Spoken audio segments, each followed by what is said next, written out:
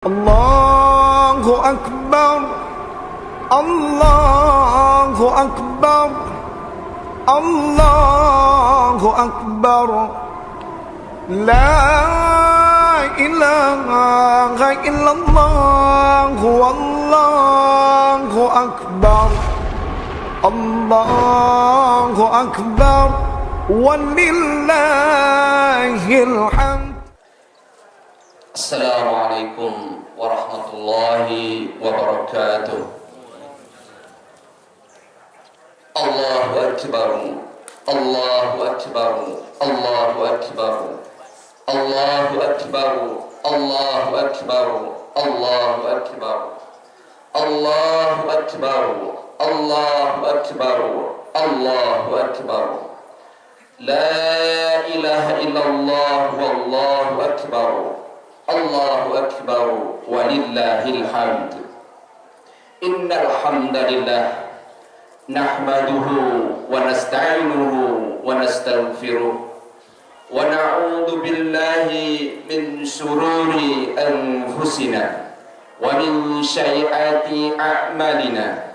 Man yahdihillahu fala mudilla lahu wa man yudlilhu fala hadiya lahu. Ashhadu an la ilaha illallah wahdahu la syarika lah wa ashhadu anna Muhammadan abduhu wa rasuluh. Allahumma salli ala sayyidina Muhammad wa ala alihi sayyidina Muhammad. Amma ba'd. Ittaqullaha haqqa tuqatih. Ya ayyuhalladzina amanu taqullaha haqqa tuqatih wa la tamutunna illa wa antum muslimun. A'udzu billahi minasy syaithanir rajim. Bismillahirrahmanirrahim.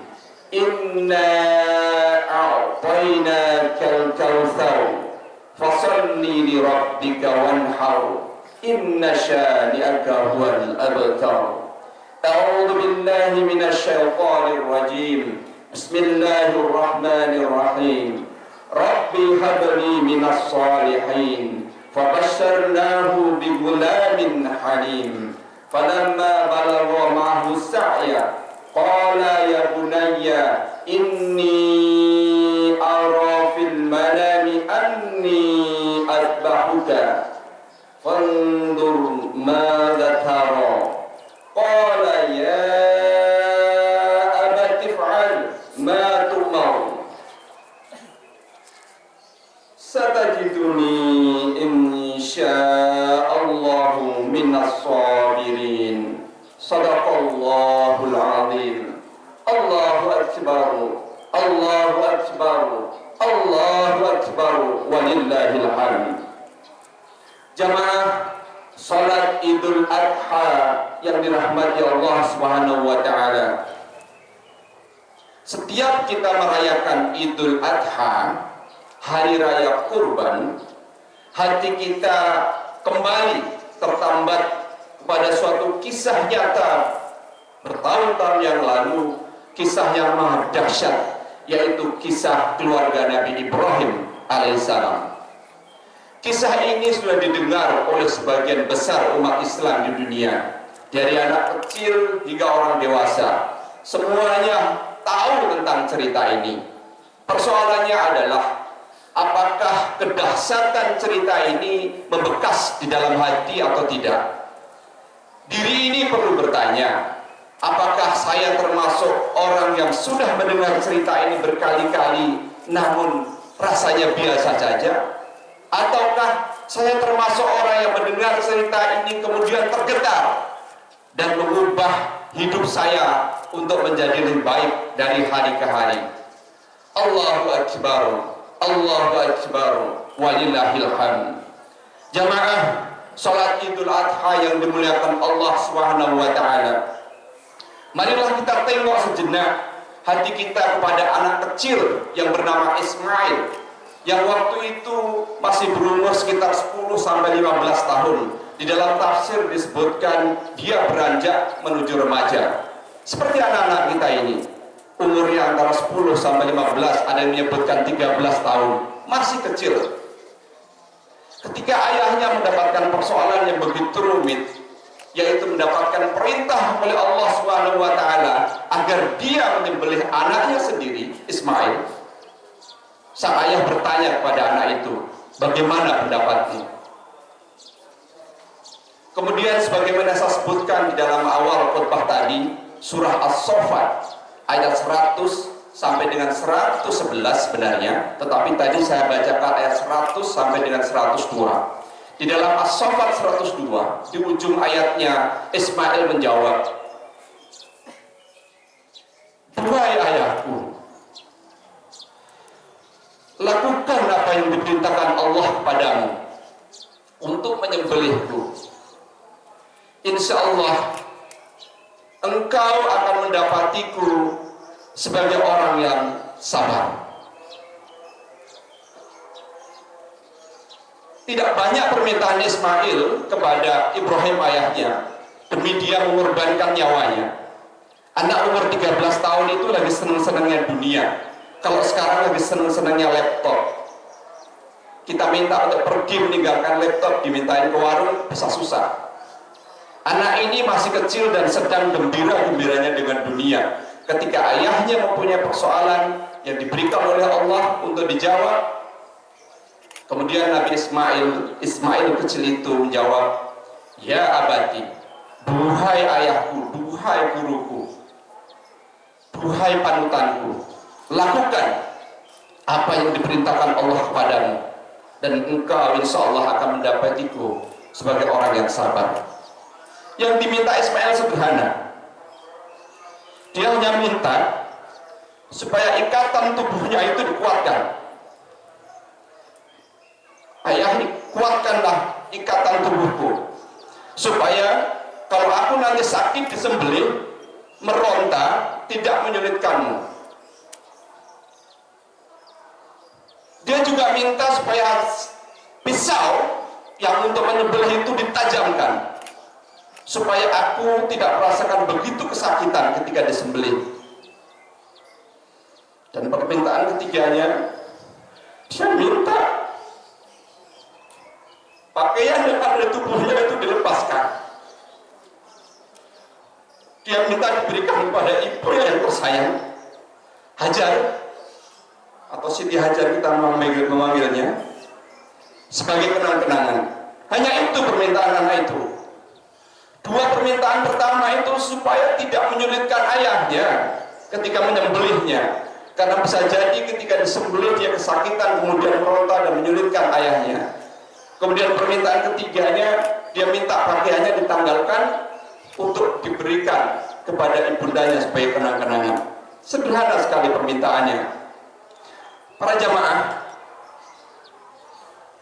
kita mungkin bagi orang yang saat ini dunia sekarang melihat ada anak yang seperti ini, sekecil itu, kita tentu iri, kita tentu membayangkan kok bisa ya ada anak yang sedemikian sabar, sedemikian baik, sedemikian terpujinya, sehingga begitu berbaktinya dia kepada orang tua. Bukan soal uang 3 juta yang dia korbankan untuk beli kambing, bukan soal uang 25 juta yang dia korbankan untuk beli sapi, bukan uang 100 juta yang dia korbankan untuk membeli beberapa ekor lembu. Yang dia korbankan adalah nyawanya. Setelah dia disembelih, dia nggak akan hidup lagi selamanya. Dia kehilangan semua kenikmatan dunia yang mungkin akan dia rasakan bertahun-tahun. Itulah Ismail. Pagi ini kita menengok kedahsyatan, kemuliaan akhlak dari anak itu. Allahu Akbar, Allahu Akbar, Allahu Akbar, walillahil hamd. Para jamaah salat Idul Adha yang dirahmati Allah Subhanahu wa taala. Kemuliaan akhlak Ismail bukan datang tiba-tiba. Tentu ini karena qadarullah. Tetapi di dalam kehidupan sehari-hari, Ismail memang layak mempunyai akhlak sedemikian. Ada 3 pelajaran yang bisa kita petik pagi ini dari bagaimana Ibrahim dan Hajar istrinya di dalam mendidik keluarganya. Yang pertama adalah kesabaran. Kesabaran menerima cobaan. Ibrahim adalah contoh yang sempurna. Dia sebagai ayah contoh yang sempurna. Bapak Ibu tentu paham dengan cerita Nabi Ibrahim. Sejak kecil cobaan itu datang bertubi-tubi. Dia sudah diusir dari kaumnya ketika masih muda karena dia menentang penyembahan berhala pada waktu itu. Bahkan Nabi Ibrahim juga harus berpisah dengan ayahnya karena ayahnya adalah penyembah berhala, bahkan pembuat berhala. Kemudian di dalam kehidupannya dia harus merantau dan di dalam hidupnya berumah tangga dengan Siti Sarah bertahun-tahun, 10 tahun pernikahan belum dikarunia anak. Umur Ibrahim 30 tahun belum dikarunia anak. 40 tahun belum dikarunia anak. 60 tahun Nabi Ibrahim belum dikarunia anak. 70 tahun belum dikarunia anak juga. Nabi Ibrahim itu mempunyai anak Nabi Ismail itu ketika umurnya 86 tahun. 86 tahun, umur yang sudah tua, itu pun ya dengan izin Sarah istrinya, Nabi Ibrahim diminta untuk menikahi Siti Hajar, asisten dari Siti Sarah. Kemudian Nabi Ibrahim dikaruniai Allah anak satu-satunya, yaitu Ismail, yang kemudian dalam cerita tadi ketika sudah remaja diminta oleh Allah menyembelihnya. Jadi Nabi Ibrahim ini memang patut menjadi contoh tentang bagaimana menahan ujian dari Allah. Beliau menerima ujian ini dengan sabar dan berdoa. Rabbi habli minas shalihin. Ya Tuhanku, ya Rabb, karuniailah aku seorang anak yang termasuk orang-orang yang soleh. Rabbi habli minas shalihin. Jadi kelahiran Ismail memang dimulai dari doa yang baik, dimulai dari contoh yang baik. Jadi di jamaah ini yang belum mempunyai anak, banyaklah doa ini kita contoh bagaimana Nabi Ibrahim berdoa. Rabbi habli minas shalihin. Ya Tuhanku, karuniakanlah aku seorang anak yang termasuk orang yang soleh. Pelajaran kedua adalah tentang bagaimana kasih sayang. Nabi Ismail sejak kecil dicurahi dengan begitu banyak kasih sayang dari ayah dan ibunya. Anda tentu semua para jamaah masih ingat dengan baik kisah ya Siti Hajar, bagaimana Siti Hajar berlari ke sana kemari untuk mendapatkan air karena bayinya Ismail kehausan. Dan mereka berdua ini posisinya adalah sendirian di Mekah, diasingkan ya dari tempat tinggalnya Palestina. Jadi Nabi Ibrahim dulunya di Palestina bersama keluarga. Setelah kelahiran Ismail, maka Siti Hajar dan Ismail dipisahkan ke Mekah. Itu jauh. Kalau kilometer sekarang Palestina ke Mekah itu bus 2 malam 1 hari sekitar 1.500 km. Jadi dari ujung Jawa sampai ke Bali. Jadi diasingkan berdua. Dan di dalam pengasingan itu kita tidak pernah mendengar kisah ya, Siti Hajar itu mengeluh. Yang kita dengar adalah ketabahan.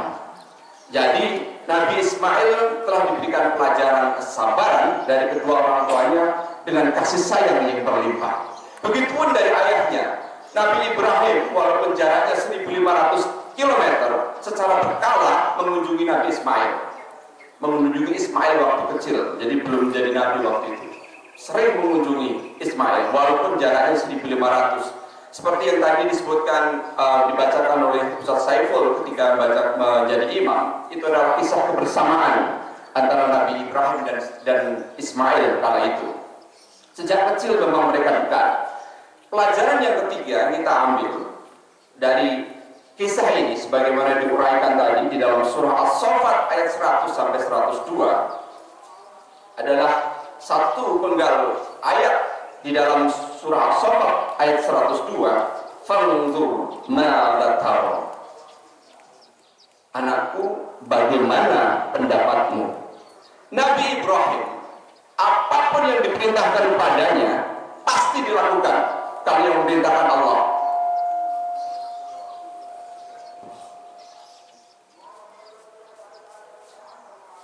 Jadi kalau Nabi Ibrahim diperintahkan Allah untuk menyembelih putranya, pasti dia lakukan. Cuma prosesnya ini yang perlu kita pelajari. Nabi Ibrahim waktu itu berarti umurnya sudah hampir 100 tahun. Kedudukannya sebagai nabi, sebagai tokoh terhormat, terkenal pandai, alim, mendapatkan perintah itu. Dan yang dia hadapi adalah anak kecil yang masih umur 13 tahun. Tetapi yang dilakukan Nabi Ibrahim adalah bertanya. Jadi Nabi Ibrahim bertanya kepada anaknya, "Wahai anakku, bagaimana pendapatmu atas perintah ini?" Jadi pelajaran ini penting, jamaah sholat Idul Adha yang dimuliakan Allah SWT. Banyak orang tua itu suka terlupa, menganggap anak kecil itu hanya anak-anak yang tidak tahu. Kemudian dia bisa mengambil keputusan sesukanya, lupa meminta pendapat anak, lupa melibatkan anak di dalam keputusan-keputusan keluarga. Pagi ini kita diberi pelajaran yang berharga dari kisah Nabi Ibrahim di dalam surah As-Saffat ayat 102. Untuk perintah yang sebesar itu pun Nabi Ibrahim bertanya kepada Ismail anaknya. Dan alhamdulillah Ismail menjawab sebagaimana saya sampaikan di depan tadi, "Duhai ayahku, duhai panutanku, lakukan apa yang diperintahkan Allah kepadamu. Insya Allah engkau akan mendapatiku sebagai orang yang sabar."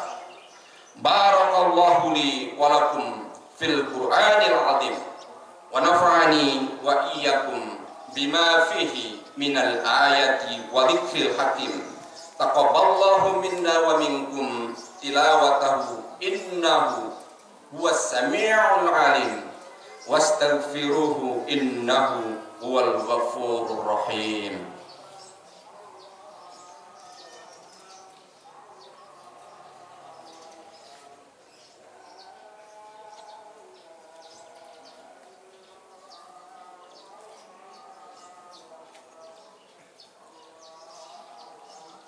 Allahu Akbar, Allahu Akbar, Allahu Akbar, Allahu Akbar, Allahu Akbar, Allahu Akbar, Allahu Akbar, Allahu Akbar, Allahu Akbar, La ilaha illallah wallahu akbar, Allahu Akbar, walillahil hamd.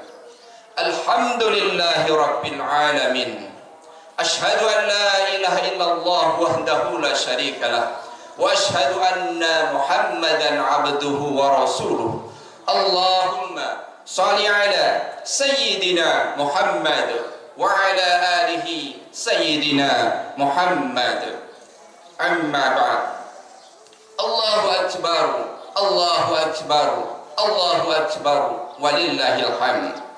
Jamaah salat Idul Adha yang dirahmati Allah Subhanahu wa taala.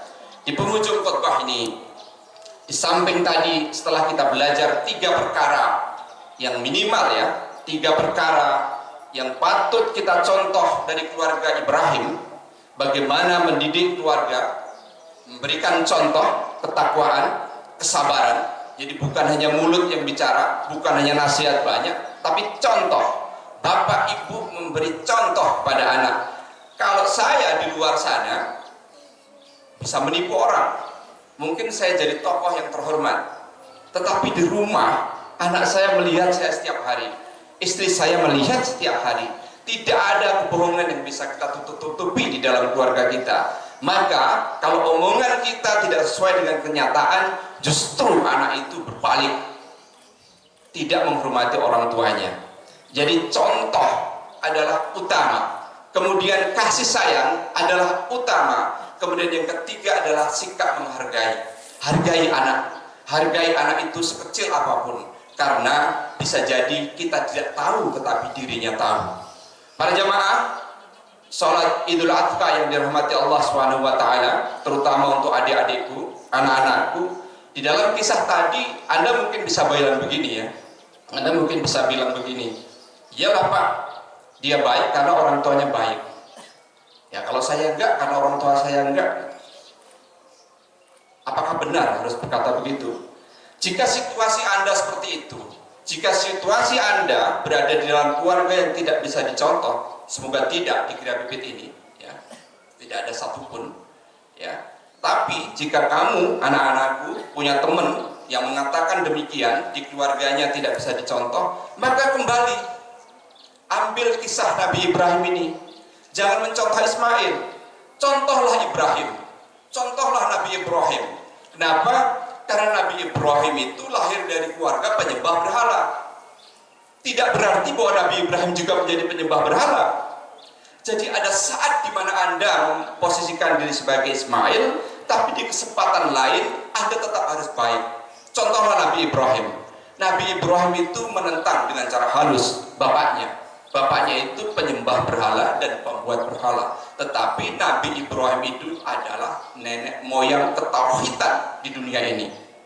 Nabi Ibrahim adalah penyembah satu-satunya Tuhan, Allah Subhanahu wa Ta'ala. Yang dari Nabi Ibrahim nanti beranak cucu dan kemudian lahirlah Nabi besar Muhammad SAW.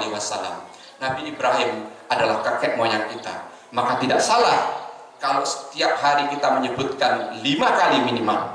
Dalam apa? Di dalam sholat kita. Di dalam sholat tasawuf akhir kita pasti menyebut Nabi Ibrahim minimal 1 kali, ya, setiap sholat, dan 5 kali berarti 1 hari.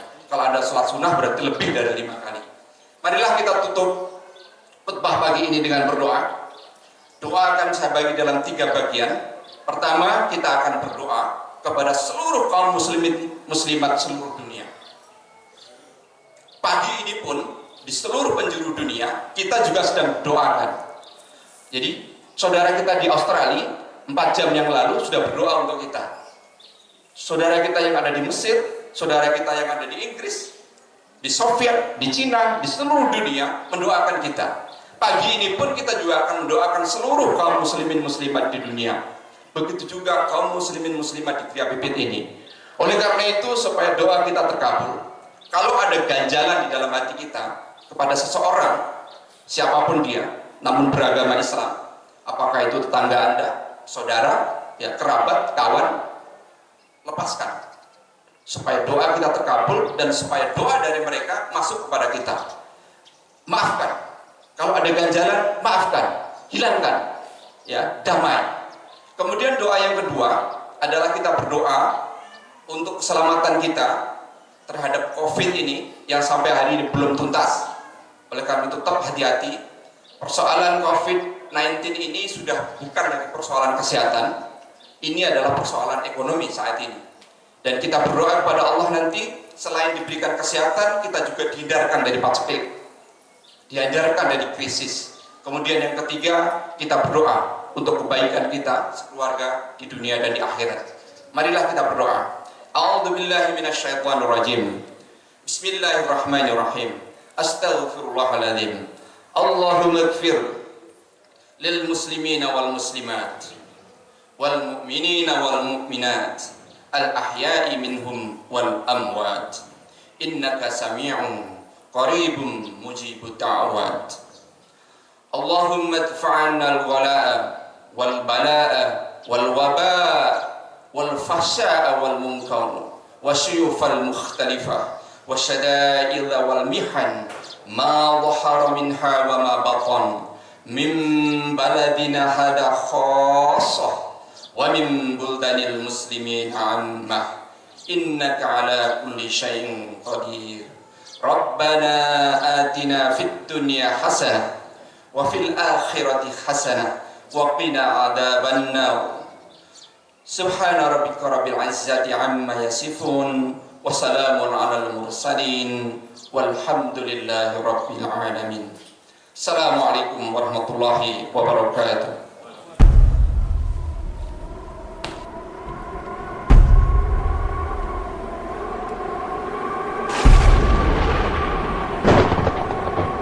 Allahu Akbar, Allahu Akbar, Allahu Akbar.